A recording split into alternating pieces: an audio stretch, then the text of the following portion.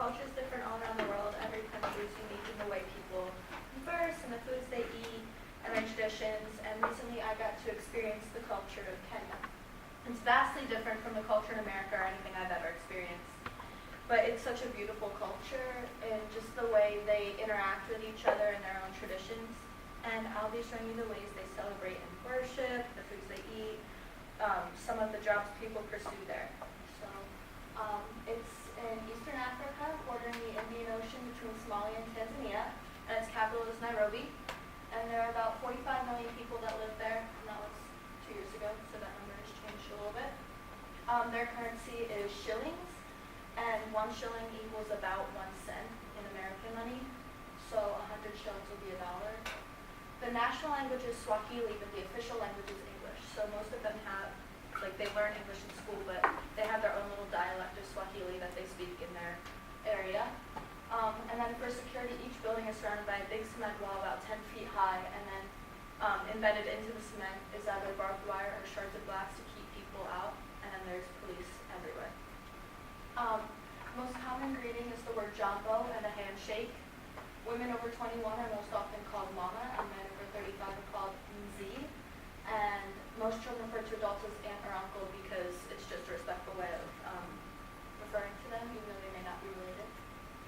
When a baby is born, the mother takes it strapped to her back to a thorn enclosure where cattle are kept, and the father and town elders are waiting, and there they christen the baby, and they name it. And on a birthday, a group surrounds the birthday person and pours water on them to celebrate a rebirth and a new year of growth.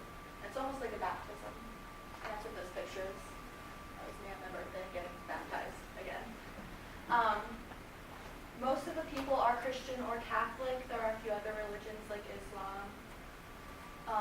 They're very thankful and gracious for the little that they do have, and it's a lot of praise and a lot of singing. They're structured, yet they're unstructured. People go up at certain times and certain people go up, but they normally just wing it when they go up. Or there's a time during the service where anyone can go up and just speak their mind. And there's, like I said, a lot of singing and dancing and clapping and yelling.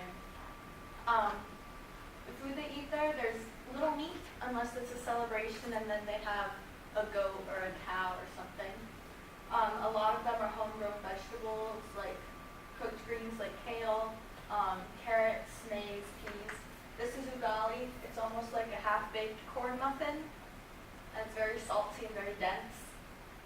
They eat ground nuts, and they usually roast those.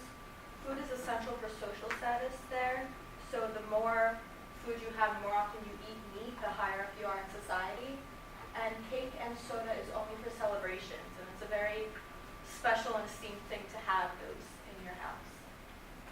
Many are farmers at their homesteads, and over here, this woman is picking tea leaves from her garden, and they grow their own vegetables and tea, and they eat those vegetables and sell them. Many work in curio shops, and they're traders, and they sell handmade stuff, and all of these are handmade. Like I said, they sell vegetables and their wares on street corners or in open markets. And some are seamstresses or tailors, but many make their own clothes at home out of old fabric or sacks that they use to feed the animals on their farms and are now repurposing them. 4 minutes.